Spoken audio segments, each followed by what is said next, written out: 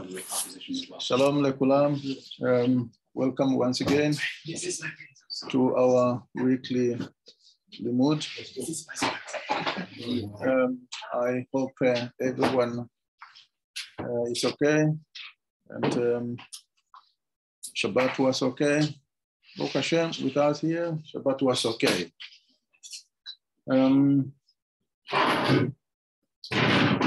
We have got a limited time for today. We skipped the halachot according to Ben Shkai. This is our tradition now to start with learning about the halachot before the main limud.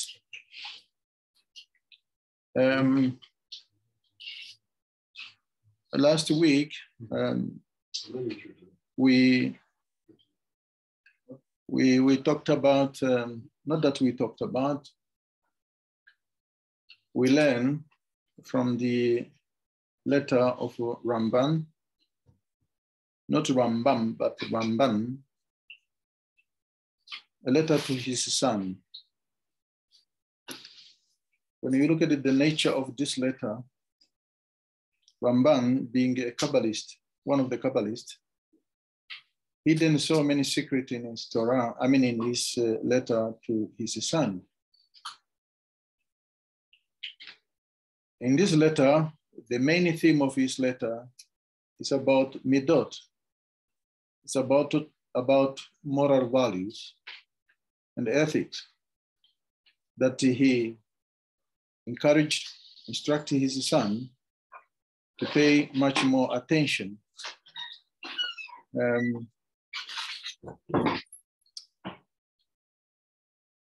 The Rabbi Vital, or Chaim Vital, the main student and the writer of, or the author of Arizal's works, in his book, She'arei Kedusha,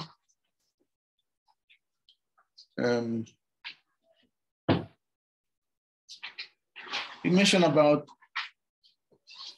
all the first page or the first lesson or his opening of this book. In this book, he talks about the midot,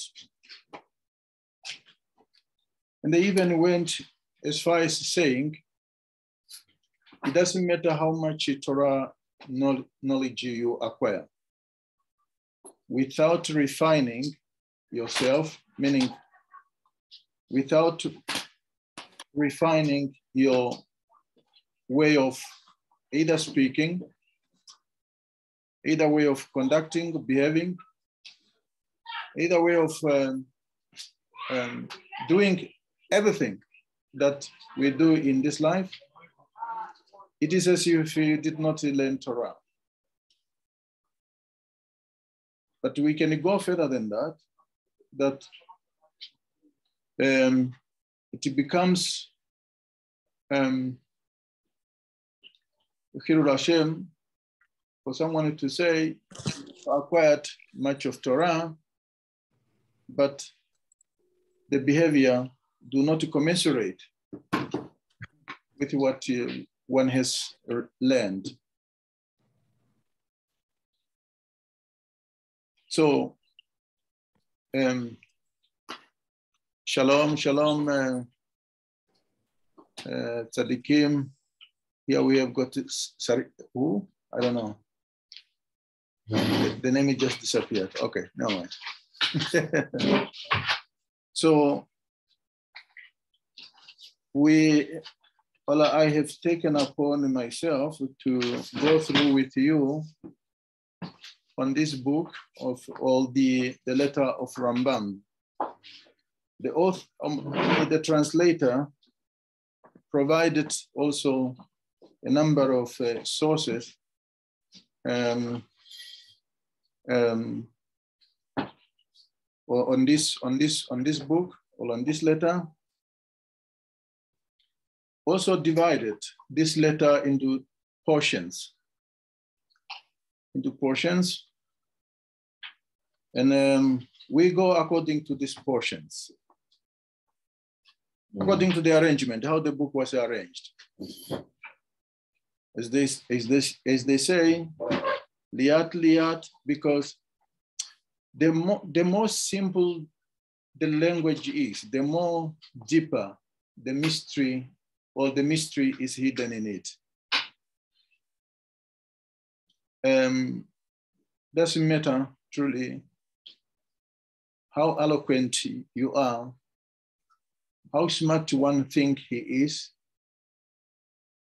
It doesn't matter. What matters is, do you understand to the core of the letter what Rambam is trying to teach us here?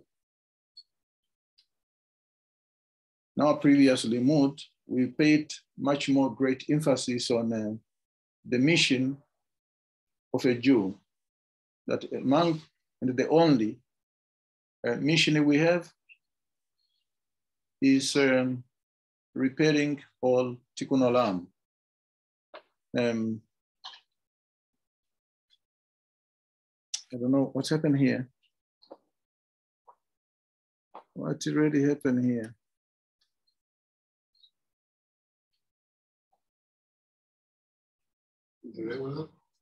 Huh? There's something wrong. I can't. What is wrong? What's going on here?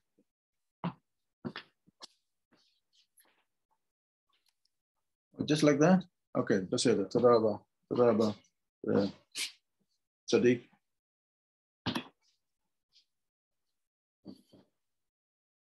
Our mission as a Jew is to learn the Torah. Ramban says, there was also another source that was provided, or provided in this book, that learning Torah, it doesn't matter your social status, your age status. It doesn't matter also the time. It doesn't also matter the place where you are. It's an obligation for a Jew to study Torah.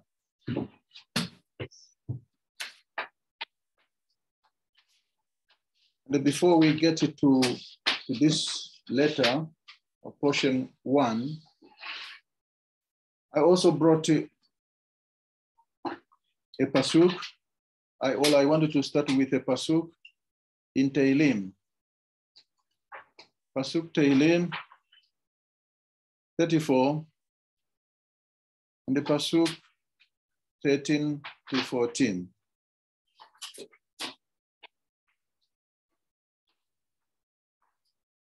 What does this pasuk really say?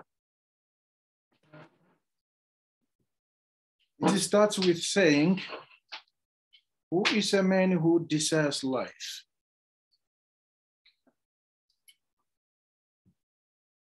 Who is a man who desires life?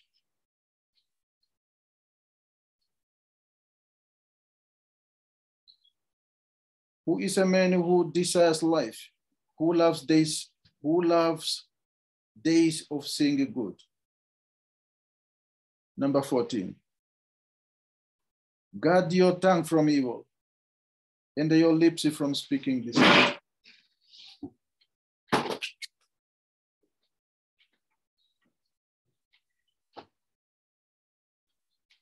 And in Vidui, we have learned one halakha last week by Ben Shai about Amidah, about Vidui.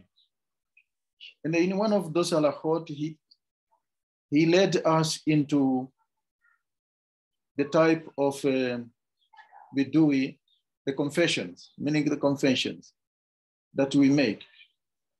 When you look at this Vidui, the list of Vidui listed according to Hebrew alphabet, Lashon Hara, meaning the evil tongue, is listed as number 4. That means this This corroborates exactly to the Tehillim say about evil tongue. What is evil tongue? I remember Rabbi Shimon, one of my fellow students, and the Rabbanim here, it's in Akadisha, carried a shiur and say, a person who despises the word of the tzaddikim, the righteous. I cannot remember exactly the word he used, but there's a punishment to that. So Lashon Hara is one of the character trait that man has got. A very great and a tremendous weakness. Sometimes we don't see because we want to prove points. We wanted to win a point or we wanted to win argument. We wanted to win the other side. Or sometimes we wanted to make ourselves names.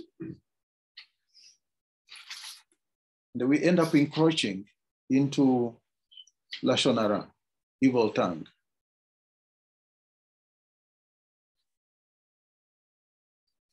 The Tehillim seems to give us a promise that if you wanted to see good, guard your tongue. Somewhere there in a Mishlei, meaning a proverb, we read, life and death is in the power of the tongue. Correct.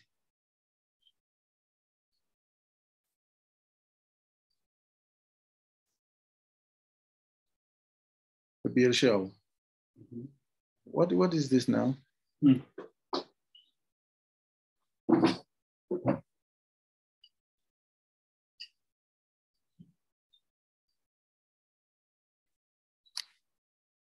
Thank you. The whole thing is in French, and I have got a problem with the French. Rabbi Zacharia, welcome. There is a page of what I wanted to speak about. Has been sent in the group. And I want to read it with you. The danger of the tongue, the outcome of the tongue. Let us read it together. It's taken from Prophet Chaim. Prophet Chaim, it is about of Jewish laws on all taken from the Sephira Shimirat Harashon. It's a book. On this halachot, on the tongue, how to guard your tongue, how to guard my tongue. It reads as follows. There is another meaning to the description of the act of silence. S-E-N, emunot, craft. One who seeks to become a craftsman must study and train until he has mastered the skills of a given craft. There is no other way to become a true expert in one's trade. With regard to speech, the tongue, one must be inclined to think, why must I study the law of Shimirat Halashon in all their fine details? As I said, the simple it sounds, the more mystery is hidden in it. I will simply train myself to avoid the conversation. You live in a human society, you cannot simply avoid the conversation. That way, I will surely not transgress. There is a pasuk somewhere there in a Kohelet. Other renders as ecclesiastic, whatever it's called in English, I don't know. But it's Kohelet in Hebrew. I wanted to believe it's chapter 7. There in that, I forgot the pasuk, there it says, for there is no man without sin. Each one of us has got some flaws, either in the way we speak, in the way we make jokes, in the way we behave, in the way we look at others. We have got some flaws that we need to refine. You cannot simply avoid, but you need to be careful. And that is the reason we learn Torah. This is a mistake. It says, this is a mistake. For not always is silent desirable. In fact, there are even times when halakha requires that one relate negative information about a given individual. Therefore, one must study and know well the laws of speech in all details, so that he will truly master the art of silence. Okay, when you look at the word silence, for example, in English, if you change it, you can change the letters of the word silent to mean listen. Our sages were very exacting in stating, quote, which craft should men pursue in this world? This is our sages. We're pondering on the life matters, the life craft of this world.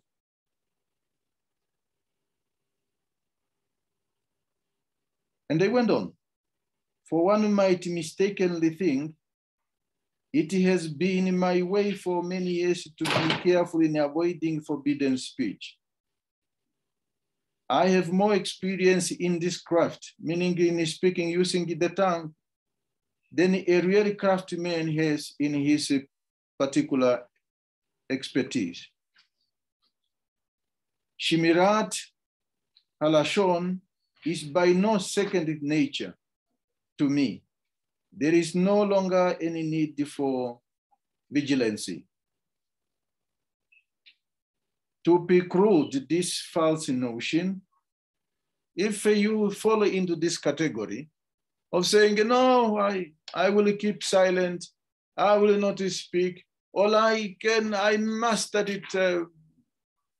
No, the sages who know the nature of man and the nature of this world, of things that we do not see and things that we do see, they said it's a mistake to think that way. They went on to say, to indicate that all men's days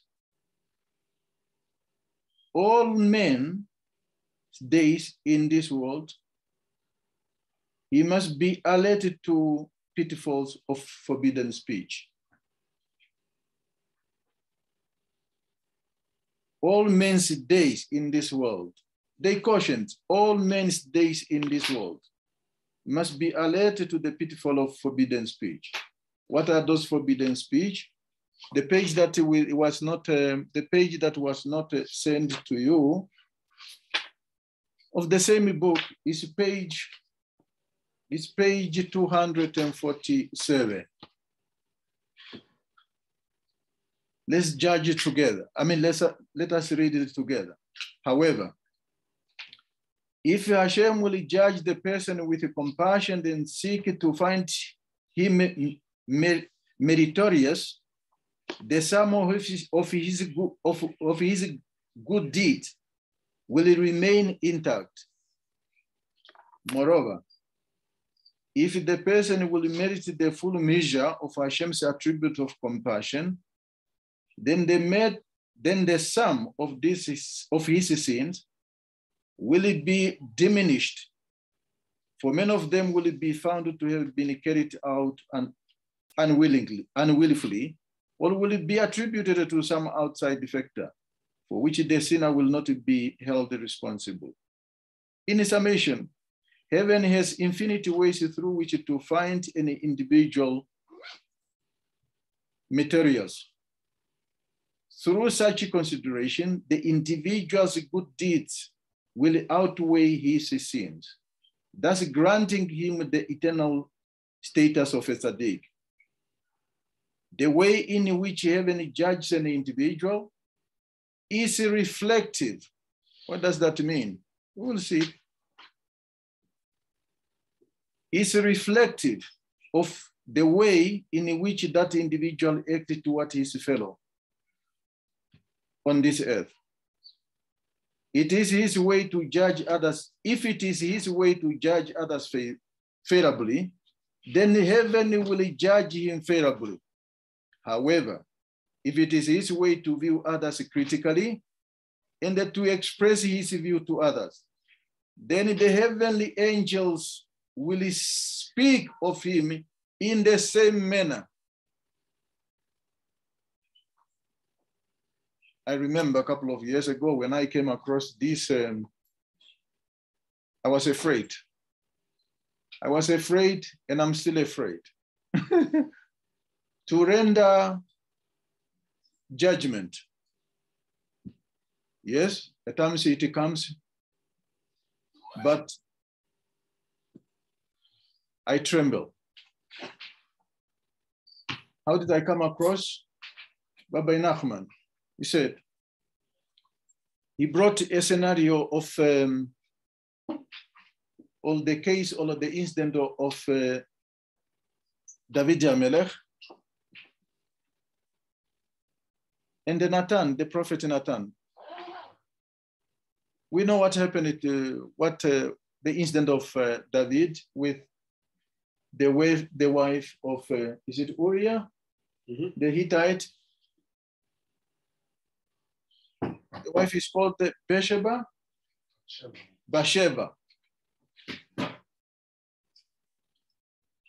Rabbi Nachman went on to say, because we have got so many flows in this world,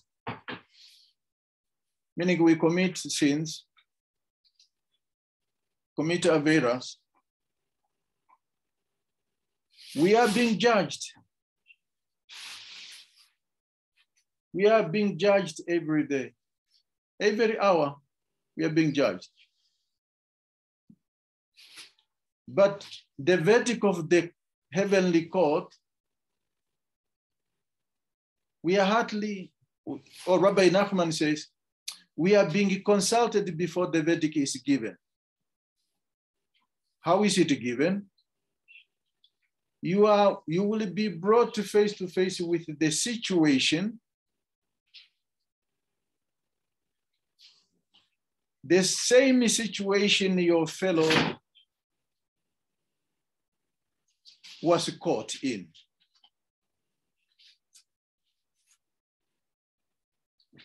And if you pass a judgment, in other words, your fellow will be like a mirror.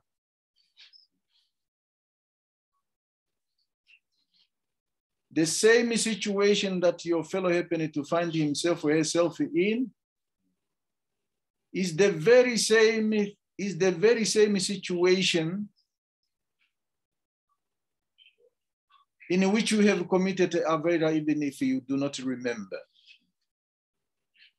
And once you render a judgment in that case, heaven will consider as you have accepted the judgment in your own case.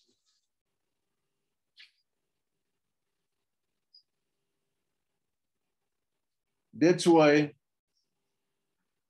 the Navi, the prophet Elnatan, said to David Amelech, you are the very one I'm talking about. I'm not talking about the owner of a goat and the widow. No, I'm talking about you.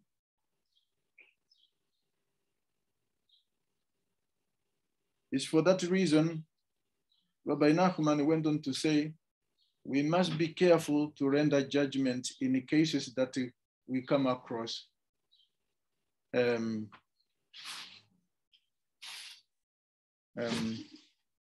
life involving our fellow human beings.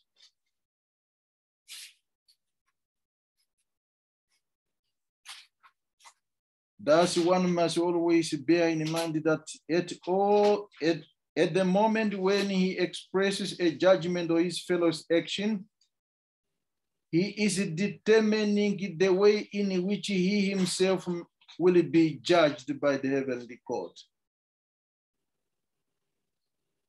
Maybe I shouldn't have explained, because this is, in a few words, this is clear. And I wanted to repeat that. Thus, one must always bear in mind that at the moment when he expresses a judgment of his fellow's actions, he is determining the way in which he himself will be judged by the heavenly court. By the heavenly court. Coming to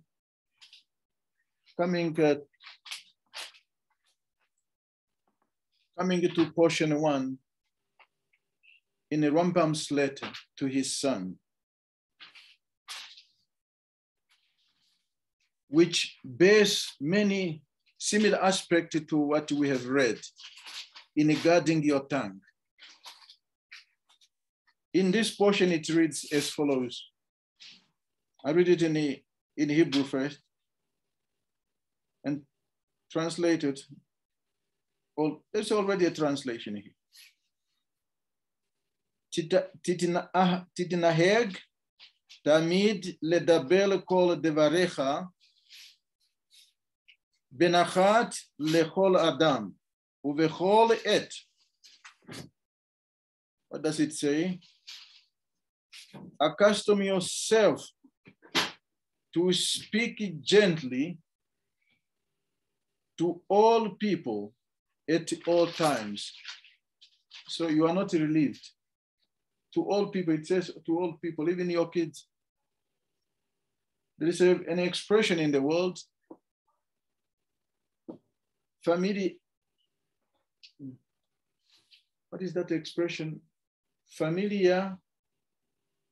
The more you are familiar with a thing, the more contempt it bears. Mm-hmm. In most of us, we become too familiar either with a person or with a group of people, like my children, like my brothers, and I speak to them anyhow.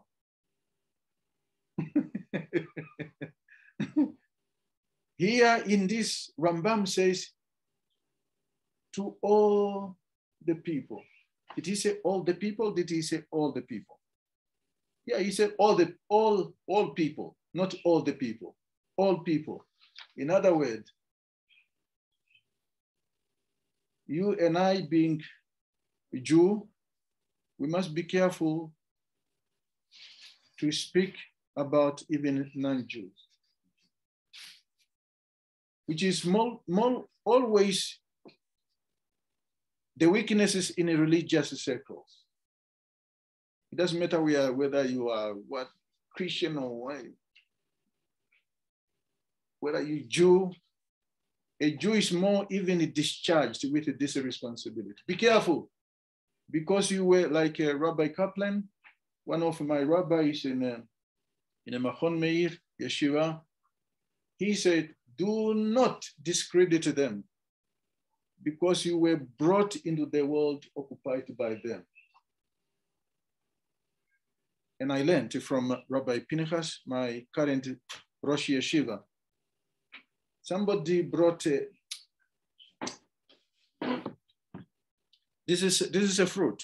It's an apple. Some people would peel off the shell, right? And somebody did ask Rabbi Pinchas a question: when do I recite a bracha of this apple? Is it when I peel off the shell or before? And I remember Rabbi Pinchas says, no. You recite the bracha before you peel. And they give it the reason. And I'm using my own word. He said, even if it is a shell that you will not be able to eat, there is a spark of holiness in it. There is something that you and I are discharged, obligated to elevate in that very shell. So if you do not recite the bracha, that means you cannot, even if you are not eating it, you cannot elevate the spark that is in the shell. So in other words, remember what the theme of my limud is tikkun olam. You cannot simply elevate this world by discarding or speaking derogatory.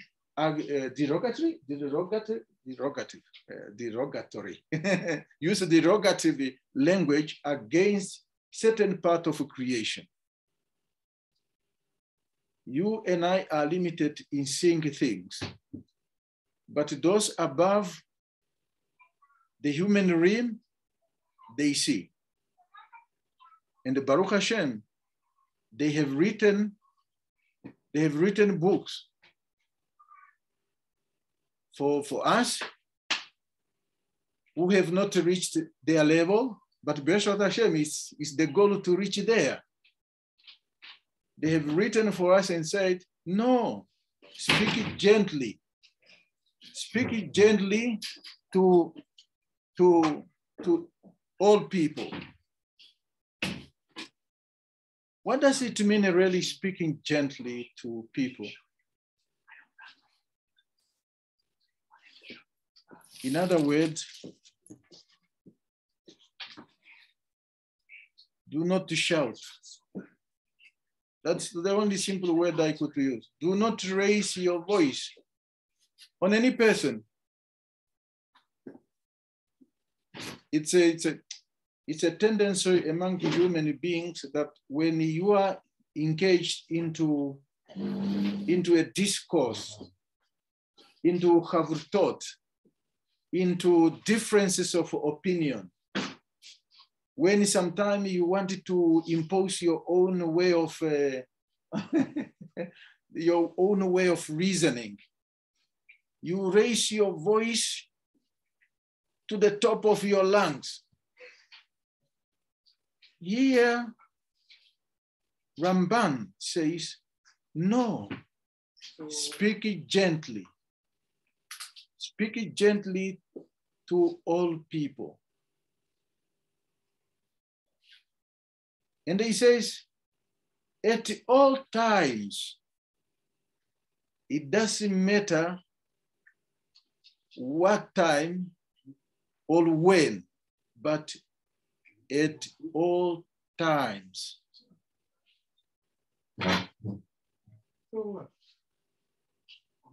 The page that was, and I'm going to end in a few minutes, my limud. the page that was sent to you or sent in the group, the footnotes there. Let us read it together.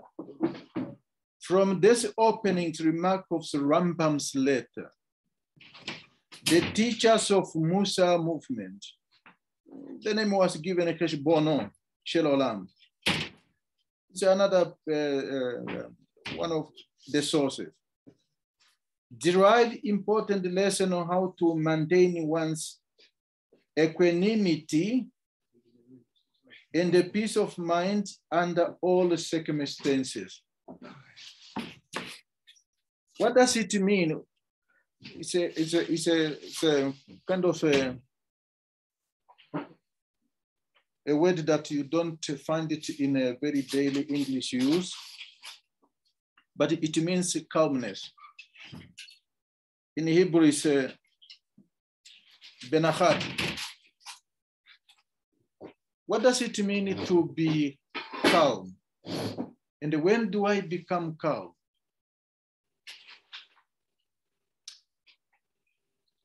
I just wanted to relate, and probably is where I will end, and the best of Hashem, we will continue tomorrow on this very specific pace and the page. A few days ago, there was I just wanted to give you a scenario. There was a kind of a discussion among ourselves. The discussion, because we were many, so the atmosphere, everyone was conversing with the other. So it's a common tendency among the human beings. When others are raising their voices, you also tend to raise your voice, even if you are not speaking to them, in order for you to be heard by the one you are conversing with. It is my first time I have raised my voice on a discussion that I had with one of the group member. It was not out of aggressive, no, and it was not argument, no, it was a debate. But I have regretted it. That's why I remember to this very day. I have regretted it for having raised my voice to that extent. Yes, there wasn't any ugly word exchanged. Chash v'shalom, nobody could use an ugly word.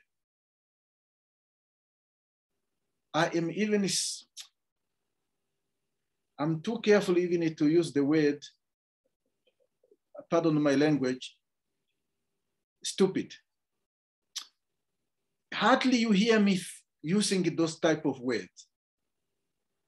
But when I raised my voice on that day, I went back home and I took stock of my day before I go to sleep. And I discovered that it was a rare thing for me. It was not appropriate for me to use or to raise my voice, even if it was not an argument. I hardly engage into argument. So I wanted to bring this scenario to just to make a point. I wanted to use myself as an example to that. Speak gently to all people, regardless whether you know them or you do not know them. Whether they are of the same Beit Knesset or they are not. Whether they are of the same city or they are not. Whether they are Jews or they are not, speak gently, because that is the Torah. Remember, I'm drawing it to the end now. Remember the pasuk in the Tehillim says, who is a man who desires life, who wants to see good things. Okay, that's my own word, but let me just go back at the end of my limud. It says, who is the man who desires life, who loves the days of seeing good? Guard your tongue from evil. Do Ramban, I'm not Ramban, Ben Shchai, on the halachot that we have learned last week, he talked about the vidui. The vidui that, and he tackled a number of, he dealt with a number of specific vidui.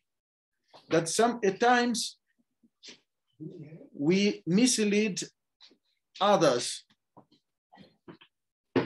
We mislead others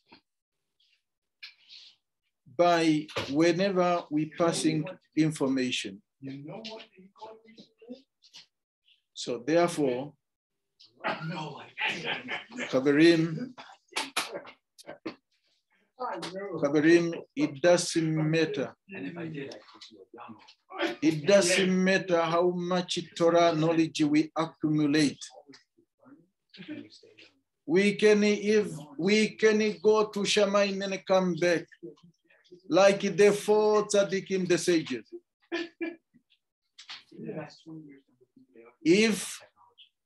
If we are lacking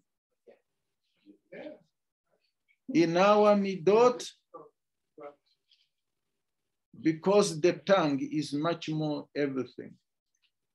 The tongue. You see, it starts Lashon. It starts with the letter Aleph. For those who have been in the training with us, how many Sefirot are in the Lashon? It started with the letter Lamed. Did I say Lamed before? No? Okay, thank you very much for correction. It starts with the letter Lamed. And the Lamed, for those who have been in the training with us, it contains 3 Sefirot. Why the tongue has got that specific letter at the beginning of that word? This is what Hashem we will explain in next tomorrow. Thank you very much. We will end up here for today. The best of Hashem, we will continue tomorrow. If there is any question or there is any clarity that you want from any point that was mentioned or made here, reserved until tomorrow, best of Hashem. Thank you very much, and it was a nice learning with you, sharing with you. Toda Rabba.